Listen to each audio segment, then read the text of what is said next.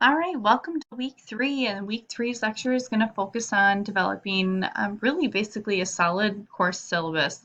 And a syllabus really facilitates teaching and learning, and it's going to demonstrate patterns for learning. It's going to highlight goals, which makes the experience more meaningful for students. And it becomes essentially a planning tool for students. So in essence, this organizational tool really can't be underestimated. Typically, a syllabus will have a variety of things included in it. Again, it varies from teacher to teacher, from school to school, but it will have learner outcomes, rules, grading procedures. And when you have clear intentions and clear goals established for the course, and then obviously for your units, it actually has the potential to accelerate student achievement, according to John Hattie. It has the impact size of 0.48.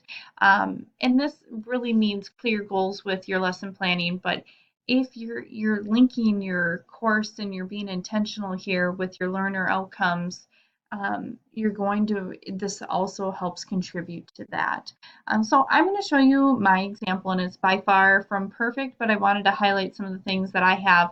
I do not actually have learner outcomes in mind, but I'll show you what my intentions are to work towards. Again, as teachers, we're always adding things, changing things, and we can't, I'm, like I said, by far on top of everything and have everything completed. And coming back into the classroom, these are just things I'm working towards. So I'm just going to show you mine. So obviously, course description here, um, text and reference, and I don't really use my online textbook as often as maybe I should, but I write a lot of my curriculum, and I've been writing curriculum for Minnesota Partnership for Collaborative Curriculum.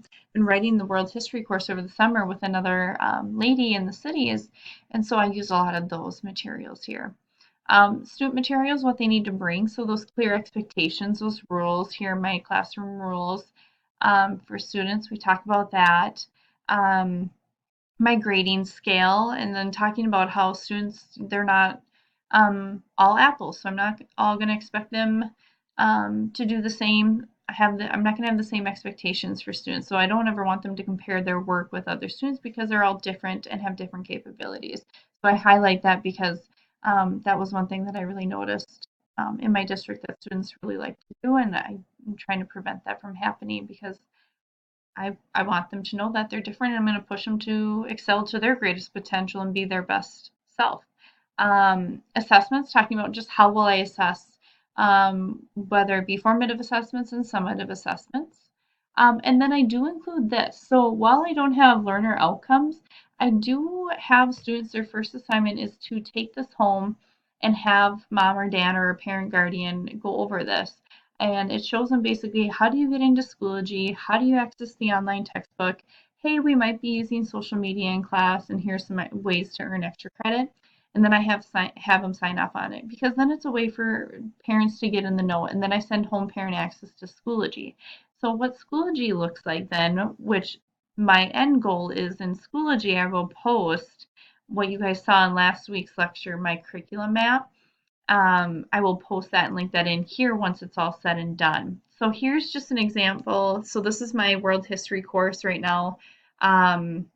I gamify my course, so I have a leaderboard here and some extra challenges. These are all extra things kids can do in their downtime.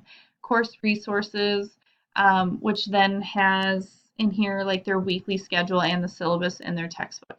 So I also am very intentional with what are we going to cover from week to week. So again, while I don't necessarily have that laid out in my syllabus, sorry that didn't load. Let me go back here. So weekly schedule. While I don't have that in my syllabus, they are gaining access to that by going through the directions in my syllabus.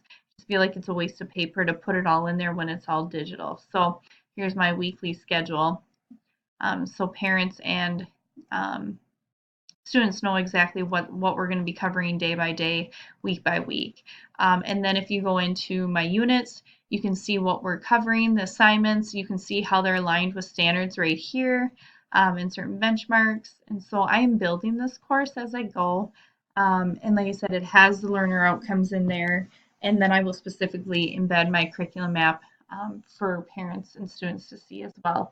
But like I said, I'm not there yet, but that's my goal, and that'll probably be a year three goal as I'm tweaking my curriculum map this year. And so hopefully I'll have a little bit more finalized version to place into Schoology. So again, syllabus, great organizational tool. Don't underestimate it. It should have learner outcomes, your rules, your grading procedures. And again, it really facilitates your teaching and learning and can set the stage for your class. Again, you might all have something different for your syllabus, and that is totally fine, but I just wanted to show you kind of my example, what mine looks like. All right. If you have any questions, again, email me. Thanks.